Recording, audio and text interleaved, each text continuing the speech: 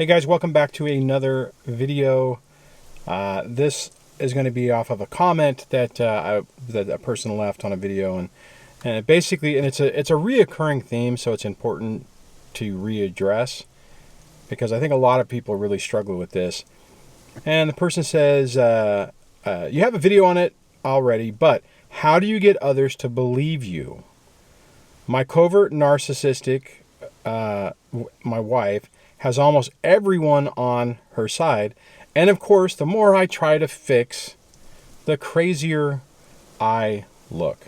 Okay, so here, I have addressed this before, and what I'll say is that, okay, the first simple answer on this is right off the bat, you are at a disadvantage when you're dealing with a covert narcissist or a narcissist because they don't have the same emotional attachment to the truth and everything that a typical person has.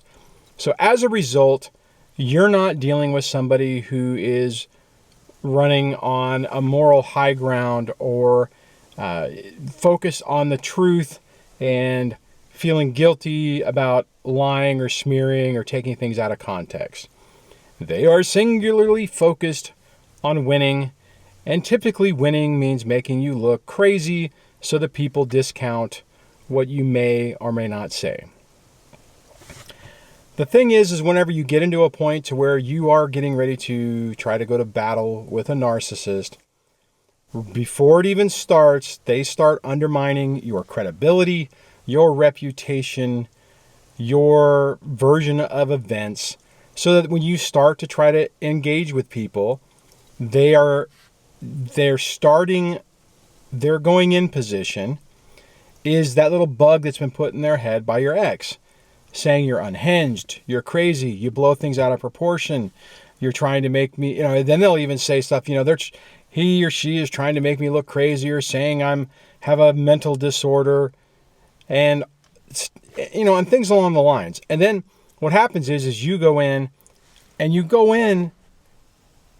not calm, not cool, not even keeled, because you're incredibly stressed, you're incredibly frustrated that you're stuck in this position and you're trying to defend yourself against false allegations, and that makes you crazy sounding.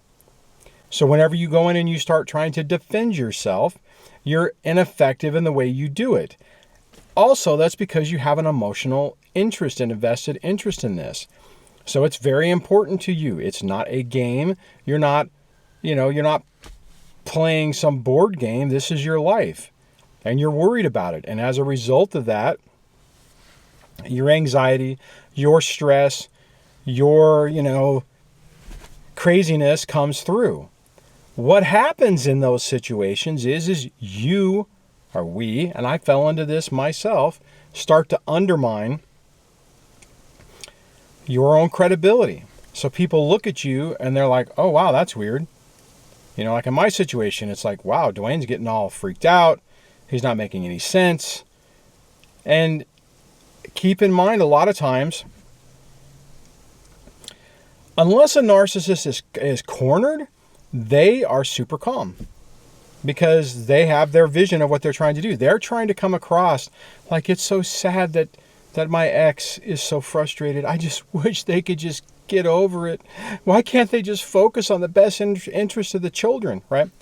So people hear it and they're taking that information in, and unless they've been through this, they're going to take that presentation and make a judgment call on what it is.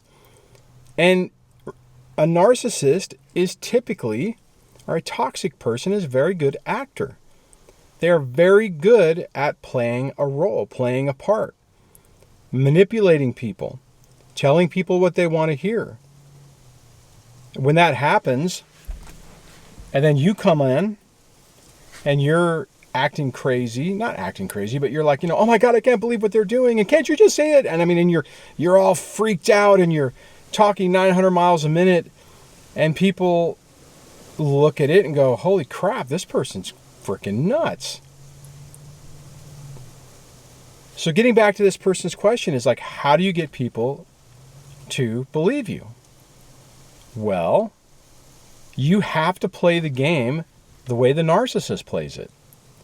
Meaning you have to approach it the same way. And this is where you can have some success with this if you are able to go in and you're able to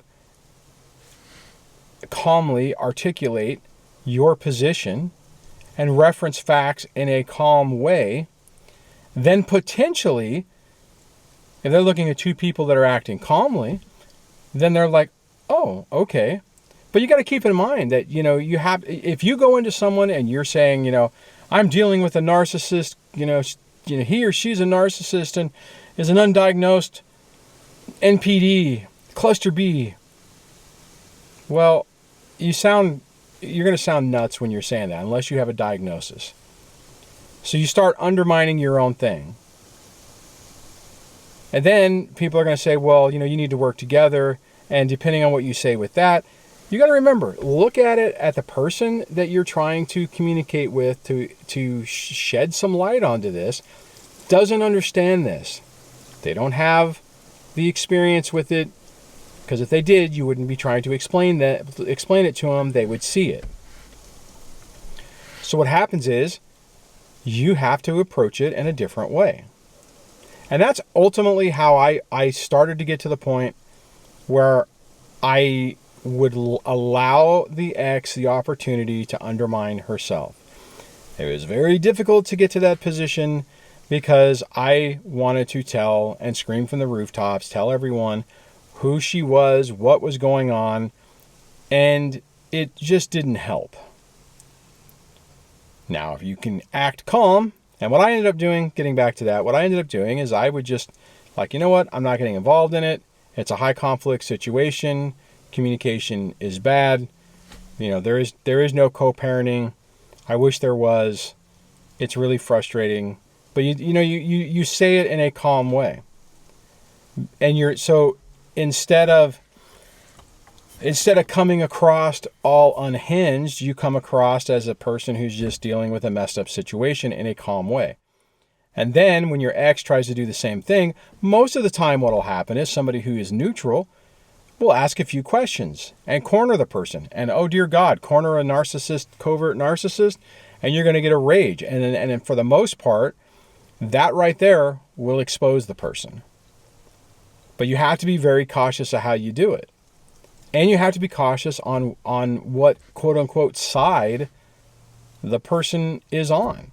If a person is dedicated to, your ex, they're on team X all the way, then you're not going to, it's going to be incredibly complicated to change someone's mind on that because they don't want to hear it.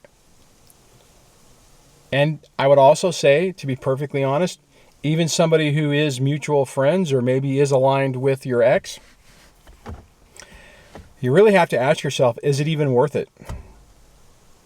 And unfortunately, or fortunately, depending on how you look at it, it's not.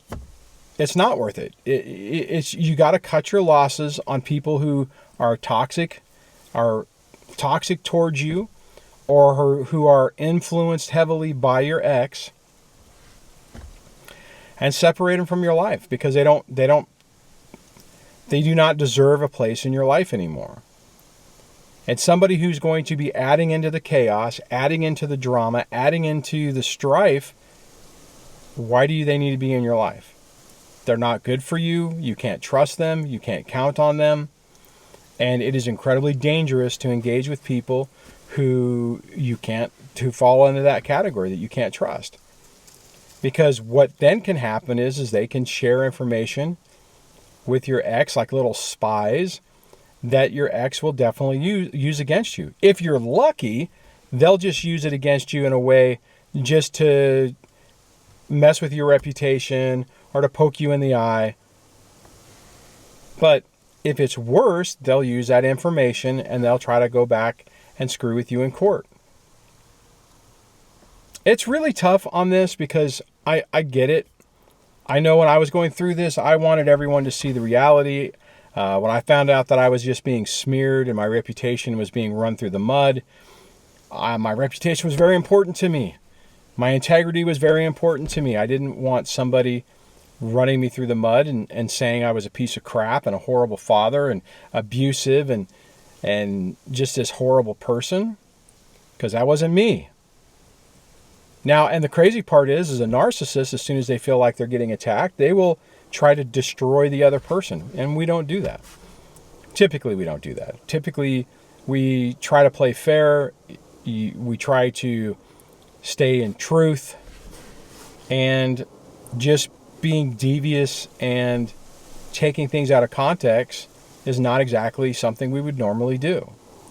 I remember thinking that myself, whenever I was reading what was being written in court documents, and when I was hearing from other people on what was being said, I was thinking about, well, if she's going to say, take things out of context and basically make things up, I could do the same thing. I could take, my 20 some odd years with her and all the deep secrets that were told, and I could take them out of context and try to flame them up to be worse than they are. I just, I couldn't do it. It just wasn't me. It wasn't the right thing to do. It was wrong. It felt wrong, and I wasn't gonna be a part of it.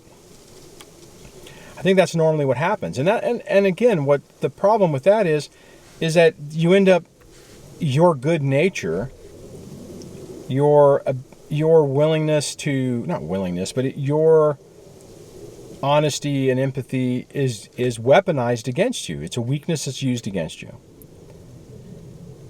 If you understand what you're dealing with and you calm yourself down, you can help yourself in how you're communicating with people.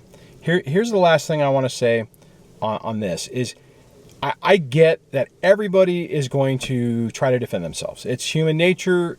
I can tell you all day long, it's an exercise in frustration, and it's probably going to cause you more harm than good.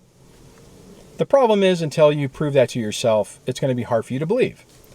So this is what I would hope that you would take away from this. If you start trying to defend yourself and you're trying to explain to people the demon that you're dealing with, and it's not working, or you realize, holy crap, nobody's believing me, you got to try something different. And you either need to try a different approach, like what I was talking about earlier in this video, or you just need to say, you know what, F it, these people don't matter anymore. I'm going to have to start over with new people, and that's okay. It's tough to get to that point, because when you start losing all your friends and your acquaintances and people are taking sides and they're not choosing you, it kind of sucks. But it is one of those things. Remember, a narcissistic toxic person has spent a lifetime watching you. They know how you operate. They know how you think. They know how you respond. They know how you react. They know your emotional responses. So they know how to push your buttons to get you to respond a certain way. Unless you really catch them in a corner, they typically do not have that same type of thing. It's not entirely true. You can actually provoke a narcissist and get them to rage, but it's tough. And they are coming in from a different perspective, and they feel like they're running the game. So try it. You know what? You got to do what you got to do. There's a lot of things over the last 8 years. Well, I've been pretty calm the last probably 3 or 4. But in the first part of this, where what I'm telling you right now, I couldn't wrap my head around until I basically put myself in the meat grinder and came out the other side like, oh my God, that wasn't fun. That didn't go the way I anticipated. And then I started looking, started realizing that I need to reevaluate my approach. So I would encourage you to do the same. So if you have to do things to prove to yourself that I guess what I'm saying is legit, fine, I get that. Just keep your eyes open, and when you start seeing, if what I'm saying starts coming up, freaking pivot the way you're doing it. Because the problem is if you keep going down that road, it can be used against you. They can weaponize your actions against you, and it can really hurt you. There's a lot of decisions I made that were painful, that cost me time, cost me money, cost me my sanity. And my hope for each and every one of you is that you can minimize that effect or that reality and not lose as much ground. Well, lose as much ground as I did, even though I was able to gain a lot of it back, and get yourself back on track. Bottom line is that once you get your life going again, and you don't rub it in to your ex, I went through that. It's a lot of. It's kind of, at one point it's kind of nice to do that until you realize that there's a cost to it. But once you start realizing that you can have a life outside of all this crap, it makes what they're doing, it's annoying, but it really minimizes it. So curious what you think, what your advice on this to somebody going through this would be. I'd love to hear that in the comments down below, and I will catch you on the next video. Take care. Bye.